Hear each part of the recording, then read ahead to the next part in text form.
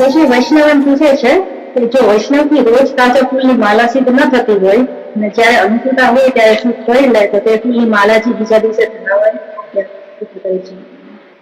હા, આપણે ત્યાં ત્યાં અમેરિકા અને એવા બધા દેશોમાં ઘણી વાર એ જ દિવસે માળાજી કરીને ધરાવવા એ ઘણી વાર સંભવ નથી હોતું. ઘણાને જોબ હોય છે, ઘણી વાર દોડાદોડી હોય છે, અનેક પ્રકારની ઘરમાં બધા જ જોબ કરતા હોય તે સમય નથી રહેતો. તો તમે ચોક્કસ એ રીતે કરી શકો કે એ આગલા દિવસે કરી અને પછી બીજા દિવસે તમે ઠાકોરજીને ધરાવો, અંગીકાર કરાવો. જરૂરથી બસ આ કરાવવા માટે તમારી તત્પરતા બનાવવાની છે. એ બહુ વિશેષ અને ઉત્તમ વાત છે અને એટલા માટે ચોક્કસ આપણે કરી શકીએ. 1 ને 2 દિવસ પહેલા પણ જો ફૂલ કરમાતા ના હોય તો તમે એ પ્રમાણે વિવેક રાખીને તમે માલાજી સિદ્ધ કરી અને તમારે ફ્રીજમાં કે ઠાકોરજીનો ફ્રીજ હોય એવી જગ્યાએ તમે રાખો જેથી એ કરમાય નહીં, તો ઠાકોરજીને તમે ચોક્કસથી ધરી શકો છો. તો આગલા દિવસે ધરાવી હોય છે માલા, પાછી ફરીથી બીજે દિવસે ધરાવે છે? અચ્છા, એ જ માલા બને તો આપણે ત્યાં નવું કરવું એવું વિધાન છે કે નૂતન કરવું, પણ નથી જ તો પછી તમે એ રીતે અંગીકાર. પણ એ માલાજી પછી તમે આંખે અડાડી લો, પ્રસાદી નહીં કરી દેવાની. તમે જેમ માલાજી વડી કરી તમારી આંખે અડાડી દીધી, હૃદયમાં અડાડી તે પ્રસાદી થઈ ગઈ કહેવાય. અને એટલા માટે એ આ પ્રસાદી ત્યાં છે આપણને સ્પર્શ ન થઈ જાય એનો વિવેક રાખી અને તમે રીતે સાચવીને પાછી ધરાવો તો ત્યાં માટે આ કોઈ બધા માટે આજ્ઞા નથી. પણ આ ખરેખર તો આ વ્યક્તિગત જ જવાબ આપવો જોઈએ. એનો જાહેરમાં આ રીતે કેવું ન જોઈએ. તો બધા બધી શરૂ કરી દે, ઘણી વાર નવી કરી શકતા હોય તો શરૂ કરી દે, પણ ના જ હોય, સંભવ જ ના હોય અને તમને એમ થાય કૃષ્ણકાળ ચાલે છે અને પ્રભુને માલાજી વગર કેમ રાખવા, તો તમે એનો એ રીતે ઉપયોગ કરી શકો. ઘણી વાર જૂના સમયમાં તો ક્યાંય ફૂલ ન મળતા તો ઘણી વાર પવિત્રા લઈને પણ લોકો ભાવના કરતા. એ પવિત્રા રીતે ફૂલની માળાજીના ભાવથી અથવા કલાવતુના પવિત્ર કપડાથી બનાવીને ફૂલની માળા જેવું બનાવે અને એમાં ભાવના કરતા. એવી જુદી જુદી ભાવનાથી લોકો માલાજી ધરતા અને ઠાકોરજીને પ્રેમથી અંગીકાર કરતા. એટલે તમે એ પ્રકારે કોશિશ તો નવી જ કરવી, પણ બિલકુલ સંભવ ના હોય તો તમે એ રીતે કરી શકો.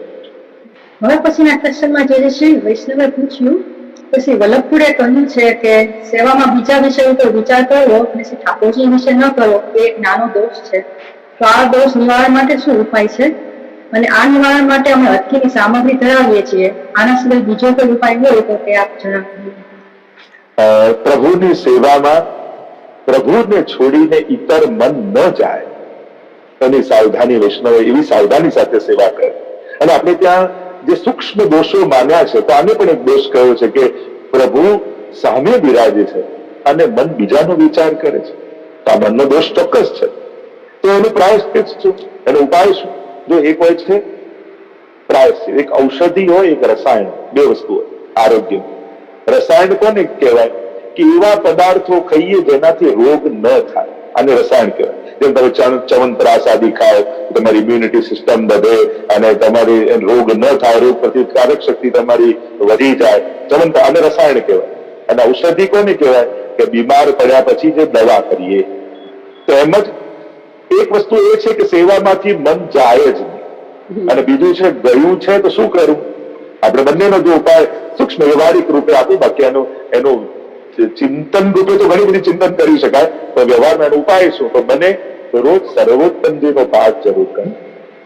સર્વોત્તમજીના પાઠના પ્રભાવથી ભક્તિમાં આવતા પ્રતિબંધોની નિવૃત્તિ થઈ જશે. વિનિયોગો ભક્તિ યોગ પ્રતિબંધ વિનાશન. જેટલા પણ આ બધા પ્રતિબંધો છે, આ જુદા વિચારો આવવા, કોઈની ચિંતા થવી, મન બીજે ભાગવું, કોઈ ઉદ્વેગ થવો, આ બધા જુદા જુદા પ્રકારના પ્રતિબંધો છે. તો બને તો સર્વોત્તમજીનો પાઠ કરશો અને જેટલું સર્વોત્તમજી આત્મસાત થશે એટલું સેવા સમયે મન પ્રભુને છોડીને ક્યાંય નહીં. અને બીજી વાત, ગયું તો એના દોષનું નિવારણ શું? તો જેમ પોતે વૈષ્ણવે કહ્યું કે અમે શ્રમ ભોગ ઠાકોરજીને ધરીએ છીએ, કેમ કે પ્રભુને શ્રમ પડ્યો, અને પ્રભુની સેવા કરતા કરતા મન બીજે ગયું, તો એ પણ એક પ્રકાર છે સંભોગ. અને બીજી વાત એની ક્ષમા, તો તમે નિત્ય ઠાકોરજીના ચરણ સ્પર્શ કરીને દંડવત કરો છો એટલે ઠાકોર તમારા એ દોષને ક્ષમા કરી દે છે. કારણ કે જેવો છું એવું આપના શરણે આવ્યો છું. એટલે જ આપણે ત્યાં નિત્ય રોજ ગદ્ય મંત્ર ઠાકોરજી આગળ બોલતા હોઈએ છીએ, બ્રહ્મ સંબંધ મંત્ર. અને એ મંત્ર જયારે ઠાકોરજી આગળ બોલો છો ત્યારે તમારું સેવા દરમિયાન જે કંઈ પણ દોષ થયા હોય એ ઠાકોરજી ક્ષમા કરી અને પ્રેમથી તમારી સેવાને સ્વીકારે છે. અને એટલા માટે વૈષ્ણવે એ વસ્તુની ચિંતા નહીં કરવી, જાગૃત રહેવું કે હા, મારું મન ઠાકોરજીને છોડીને ન જાય સેવામાં. અને એટલા માટે બને તો વલ્લભનું નામ લેશો તો હાથ મળે. જેમ હું તો હંમેશા કહું, નાચદ્વારાએ જાઓ અને હજારોની ભીડ શ્રીનાથજી સામે હોય અને આપણને એમ તો આપણે ઠાકોરના દર્શન કરીએ તો શ્રીનાથજીની દ્રષ્ટિ આપણા પર પડે તો કેવું સારું થાય. હવે આટલા હજારોમાં શ્રીનાથજી કોને જુએ? તો કે શ્રીનાથજીની સન્મુખ જયારે હોય ને ત્યારે મુખમાં શ્રી વલ્લભ વલ્લભ વલ્લભ વલ્લભ આમ બોલવું, કારણ કે જેના મુખમાંથી વલ્લભ નીકળતું હશે અને શ્રીજીના કાનમાં પડશે તો આપણે શ્રીનાથજીની દ્રષ્ટિએ વૈષ્ણવ તરફ પડશે. અને એટલા માટે વલ્લભનું નામ એ શ્રીજીને આકર્ષવાનું સૌથી મોટું ને દયારામભાઈ ને વલ્લભ સાખીમાં ગયા, હમણાં હું એ વિસ્તાર નથી કરતો, પણ શ્રી વલ્લભનું નામ જ કારણ કે ભક્તિના પ્રતિબંધોને હરનારું છે, એ નિકુંજની લીલાઓનું સ્મરણ કરનારું છે. એટલે સર્વોત્તમ સ્તોત્રનો પાઠ વૈષ્ણવે અવશ્ય કરવો, એનાથી મન ક્યાંય નહીં. જે પ્રશ્ન વૈષ્ણવનો છે કે જે કોઈ વ્યક્તિમાં કે બાળકમાં કોઈ માનસિક કે શારીરિક બીમારી હોય જે સમજવાને લાયક ને લાયક સેરિબ્રલ પાલ્સી જેવા અમુક રોગો હોય છે જેનાથી બાળક માનસિક રીતે નથી ધ્યાન કરી શકતો, તો એની પીડાને ત્રાસથી ઓછા થવા તો પાઠ બધું કરે જ છે, પણ જો એવું કંઈ કરી શકાય જેથી એમને દુઃખમાંથી થોડી રાહત મળે એવો આપણા પુષ્ટિ માર્ગમાં એવા કોઈ? હા, એટલે હિન્દુ ધર્મમાં આપણે ત્યાં આરોગ્ય માટે, શરીર માટે, મન માટે, બુદ્ધિ માટે એવા અનેક પ્રયોગો, એવા અનેક મંત્રો, એવા અનેક કવચ, એને વિશેષ રૂપે કવચ કહીએ જેમ નારાયણ કવચ આદિ કવચોનો પણ ઉલ્લેખ ભાગવતજીમાં છે. એટલે ભાગવતજી અનુસાર પણ એવા અનેક સ્તોત્ર પાઠો કહેવામાં આવ્યા છે. એ કરવાથી એક જીવને શાંતિ થાય છે. પણ ઘણી વાર જોવા જઈએ તો જયારે આવા ટાઈપની ડિસેબિલિટી હોય ત્યારે એ બાળક કે વ્યક્તિ કરતા જોનારને વધારે દુઃખ હોય છે. ઘણી વાર એને તો કઈ નથી હોતું, એ તો નિર્દોષ નિર્લેપ હોય છે, એને કઈ નથી હોતું, એની મસ્તીમાં હોય, એને કોઈ રાગ દ્વેષ ક્લેશ કઈ ના. પણ જયારે એના મા બાપ કે એના સ્વજનો જોતા હોય ત્યારે એને વધારે ક્લેશ થતો હોય. એટલે ઘણી વાર એ પાઠ કરવા માત્રથી એ માતા પિતાને મનમાં શાંતિ મળે. અને ઘણી વાર એમ થાય કે આપણે ગીતાજી ભાગવતજીમાં બધા વૈષ્ણવના લક્ષણ જોઈએ છે કે કેવા ભક્તોના લક્ષણ જે નિર્લેપ હોય, જેનામાં રાગ દ્વેષ ન હોય, ક્રોધ ઈર્ષા ભય કાંઈ ન હોય, એવો પરમ ભક્ત, એવો પરમ સંત. હું તો એમ કહું છું એવા તમે બહાર ગોતવા જાઓ છો, પણ જો તમારું આવું બાળક છે તો તમને નથી લાગતું કે પરમ સંતોના લક્ષણ એની અંદર છે કે જેને કોઈ રાગ નથી, દ્વેષ નથી, ક્લેશ નથી, ઈર્ષા નથી, કોઈ દુર્ગુણો જેની અંદર નથી, તો ક્યાંક ભગવાને પોતાના આવા સંતની, આવા ભક્તની સેવા તમને આપી છે. એવો ભાવ રાખી અને એની સાથે રહો તો એ સેવા ભાવનાને કારણે તમને શાંતિ મળશે, આનંદ મળશે અને બાળકને વધારે હું પડવાથી એને પણ શાંતિનો અનુભવ થશે. અને જો સંજોગો આપણા હાથમાં હોતા નથી, પણ સંજોગોને ટેકલ કેવી રીતે કરવા એ આપણી સમજણ ઉપર ડિપેન્ડ જરૂર હોય છે. અને એટલા માટે નબળા સંજોગોમાં ઉત્તમ સમજણ બહુ કામ લાગે છે.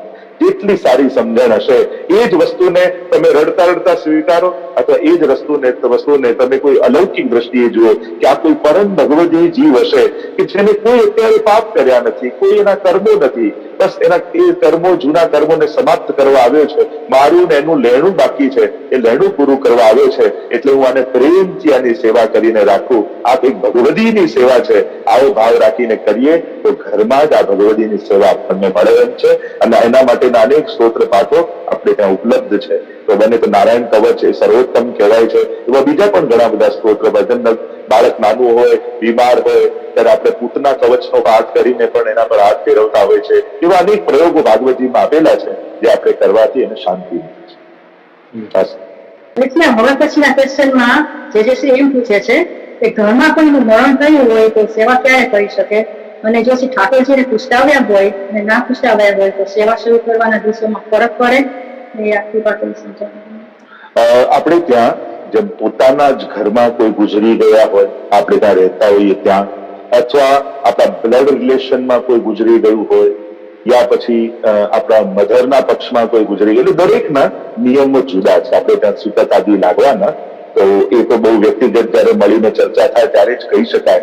એમાં પણ બ્રાહ્મણ, ક્ષત્રિય, વૈશ્ય, શૂદ્ર આ બધાને સૂતકના દિવસો પણ જુદા જુદા થયા છે.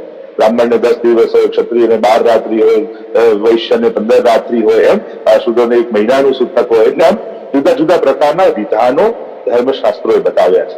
અને એ પ્રમાણે, કારણ કે આ બહુ જ પર્સનલ, કારણ કે શું થાય કે આમાં એ ક્યાં કઈ રીતે રહે છે, કયા સગા પહોંચી ગયા છે, આ બધાનો જયારે વિચાર કરીએ ત્યારે જ આનો સાચો જવાબ આપી શકાય.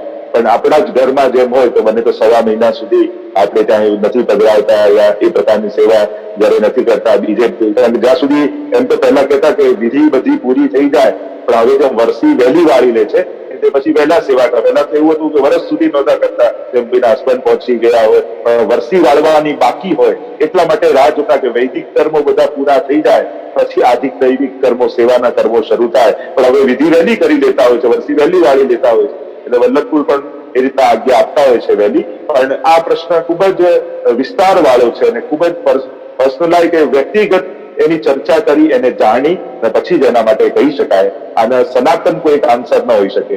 એના સંજોગ, પરિસ્થિતિ, અવસ્થા, એના બધા જ સર્કમસ્ટન્સીસ જોઈને પછી આનો આન્સર આપી શકાય. પણ આપણે ત્યાં જે વિધાન છે એ વિધાનને આપણે આદર આપીએ છીએ, રિસ્પેક્ટ આપીએ છીએ. ધર્મશાસ્ત્રોએ જે નિયમ બતાવ્યા છે એને પાળવાની મહાપ્રભુજીની આજ્ઞા છે. મહાપ્રભુજી કહે છે, શાસ્ત્રમ અવગત્ય મનોવાગ દેહી શ્રી કૃષ્ણ સેવ્ય. શાસ્ત્રને જાણી મન વાણી કર્મથી સેવા કરો. એટલે ધર્મશાસ્ત્રો જે આજ્ઞા કરે છે એ આપણા પુષ્ટિ માર્ગમાં બહુ સ્ટ્રિક્ટલી ફોલો થાય છે. એટલે ઘણી વાર લોકો એને પુષ્ટિ માર્ગ જ માની લે છે. ખરેખર આ ધર્મશાસ્ત્રો હિન્દુ ધર્મ માટે છે, ખાલી પુષ્ટિમાર્ગી વૈષ્ણવ માટે નથી. પ્રત્યેક હિન્દુએ પાળવાના છે.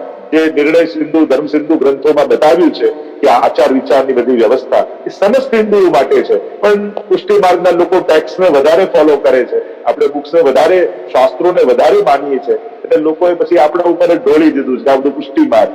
આ પુષ્ટિ માર્ગ નથી, આ હિન્દુ ધર્મનું છે અને પ્રત્યેક હિન્દુ માટે આ નિયમો છે જે આપણે પાળીને અને એનો વિવેક જાળવવો છે. આગળ એક પ્રશ્ન છે 84 વૈષ્ણવની વાર્તામાંથી. પ્રથમ વાર્તા દામોદરદાસજીની છે કે પહેલા દામોદરદાસજી શ્રી ગોસાઈજીની અડધી ગાદી વાળીને બેસતા હતા, તો એ સમજાવવા વિનંતી કરશું. એટલે આપણે ત્યાં વાર્તા પ્રસંગમાં એ સમજાયો છે કે દામોદરદાસજી ગોસાઈજીની આધી ગાદી દાબી, એટલે કે એનો અર્થઘટન એમ થાય કે મહાપ્રભુજીના લાલજી સમજી એમને વંદન કરે કે આ મારા ગુરુના પુત્ર છે. પણ એકવાર મહાપ્રભુજી, જો 2 પ્રશ્નો દમલાજીની વાર્તામાં બહુ મહત્વના છે. પહેલો પ્રશ્ન ગુસાઈજી દમલાજીને પૂછે છે કે તમે મહાપ્રભુજીને શું કરીને જાણો છો? અને જયારે આ દમલાજીને પૂછે છે ત્યારે દમલાજી કહે છે કે દાન બળો કે દાતા, કે હું તો મહાપ્રભુજીને જગન્નાથજી કરતા પણ અધિક માનું છું. તો આવું કેમ ગુસાઈજી કે પ્રભુ કરતા પણ અધિક કેમ? કે દાન બળો કે દાતા, મોટું કોણ, દાન કહેવાય કે દાતા મોટો કહેવાય? કરોડોના ઢગલા પડ્યા પણ આપનારું કોઈ ન હોય તો એ ક્યાંય જઈ નથી શકતું. દાન પોતાની રીતે એ કોઈની પાસે જઈ શકતું નથી. દાતા મોટો છે કે એ આપી શકે છે. અને એટલા માટે દાન એ ઠાકોરજી છે, પણ એમને આપનારા દાતા શ્રી મહાપ્રભુજી છે. ત્યાં પ્રભુ કરતા પણ અધિક કયા. અને બીજો પ્રશ્ન મહત્વનો, મહાપ્રભુજી દમલાજીને પૂછે છે કે તમે ગુસાઈજીને શું કરીને જાણો છો? ત્યારે ગુસાઈજીએ કહ્યું કે દમલાજીએ કહ્યું કે આપના પુત્ર રૂપે જાણું છું. ત્યારે મહાપ્રભુજીએ કહ્યું, નહીં મેરે પુત્ર નહીં, મેરો હી સ્વરૂપ કરકે જાની. એ મારું જ સ્વરૂપ છે, એમને મારા પુત્ર રૂપે નહીં પણ એ વલ્લભ જ છે એ રીતે જ એમને બાંધજો ને ભજજો. અને ત્યારથી એમ કહેવાય છે કે દામોદાસજી રોજ ગુસાઈજીના દંડવત કરતા, ચશ્વશ કરતા અને વલ્લભ રૂપે જ ગુસાઈજીને જોતા. એટલે આ વિવેક સમજાવ્યો કે જયારે જયારે વલ્લભ કુલને જોઈએ ત્યારે વલ્લભ કુલ રૂપે નહીં, વલ્લભ વંશજ રૂપે નહીં, પણ વલ્લભ રૂપે જ એમને જોવા, તો જ મહાપ્રભુજીની કૃપાની આપણને પ્રાપ્તિ થાય. એ રીતે બેઠક ચરિત્રમાં પણ કામનની શ્રીકુંડની બેઠકજીનું ચરિત્ર આવે છે કે મધુસૂદન નામના વૈષ્ણવ, અને એમણે સંકલ્પ કર્યો કે કહેવાય છે કે 3 દિવસ સુધી અખંડ સર્વોત્તમના પાઠ કરીએ તો મહાપ્રભુજી દર્શન આપે છે. અને કુંડમાં ઉભા રહી ગયા, 3 દિવસ સુધી પાઠ કર્યા. અને એટલામાં ગુસાઈજી પધાર્યા અને કહ્યું કે મધુસૂદન આવો હઠ ન કરો, મહાપ્રભુને કૃપા કરવી હશે ત્યારે કરશે. ન માન્યા, 1 મહિના સુધી બીજા પાઠ કરે. અને ત્યારે મહાપ્રભુજી પ્રગટ થયા અને કહ્યું, જયરાજ મેં તો સાંભળ્યું હતું કે 3 દિવસમાં આપ દર્શન આપો, આ તો 1 મહિનો થયો પછી આપ પધાર્યા, અવેર કેમ કર્યું? ત્યારે મહાપ્રભુજીએ કહ્યું, હું ગુસાઈજી રૂપે 3જા દિવસે આવી જ ગયો હતો, પણ તારી અંદર ભેદ બુદ્ધિ હતી કે આ પુત્ર છે અને મહાપ્રભુજીના લાલજી છે, આવા ભાવથી તે એમને જોયા, એટલે તને 1 મહિના સુધી પાઠ કરવા.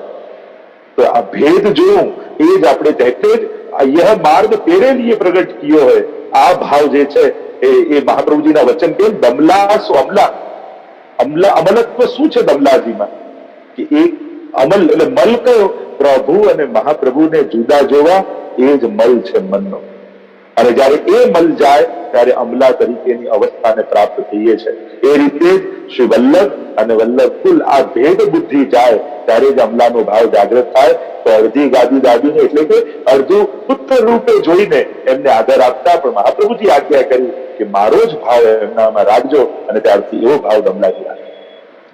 જે વૈષ્ણવ એમ કરે છે કે રાત્રે આશ્રય પદ બોલ્યા પછી મન ક્યારેક ઘોડકર કે ભજન બોલવા લાગે છે, તો તે યોગ્ય કહેવાય અને ના યોગ્ય હોય તો શું કરવું જોઈએ?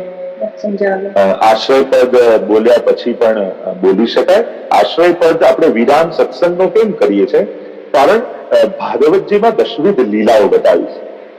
અત્ર સર્ગો વિસર્ગશ્ચ સ્થાનમ પોષણભૂત મનવંતરેશાનું કથા નિરોધો મુક્તિરાશ્રય.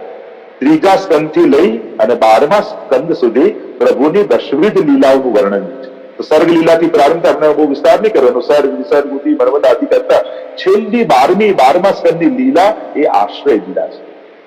કે આશ્રય સિદ્ધ થાય ત્યારે ભક્ત જીવનની પૂર્ણાહુતિ થતી હોય છે. અને એટલા માટે આ છેલ્લું પદ સુરદાસજીનું આપણે એને આશ્રયનું પદ કહીએ છીએ. તેમ ભાગવતજીનો અંત એ આશ્રય લીલામાં છે, એમ આપણા સત્સંગનો અંત આ આશ્રયના પદથી છે. પણ એ આશ્રયનું પદ એ સત્સંગનો વિરામ છે. બાકી વૈષ્ણવ માટે સત્સંગ પૂરો નથી થતો, ભગવત સ્મરણ પૂરું નથી થતું. એ તો અહર્નિશ જપવાનું છે. અને એટલા માટે તમે કોઈ સત્સંગમાં બેઠા, સેવામાં બેઠા અને પછી આશ્રયનું પદ બોલ્યા, એ સમયના એ સત્સંગનો વિરામ છે. પાછળથી તમે કોઈ દોડ પદ ગાઓ કે આરતી ગાઓ કે પાઠ કરો, એમાં કોઈ એવો નિયમ નથી કે આશ્રયનું પદ બોલ્યા પછી કાંઈ ન કરાય. સતત મહાપ્રભુજી તો શું આજ્ઞા છે? વદત ભીરેવ સતતમ સ્થે વિત્તે મેમતિ. સતત જપતા રહેવાનું આજ્ઞા છે. એટલે ભગવત નામ છોડવું હોય ને તો પૂછવું, કરવા માટે પૂછવાની જરૂર જ નથી. બધાને આજ્ઞા જ છે.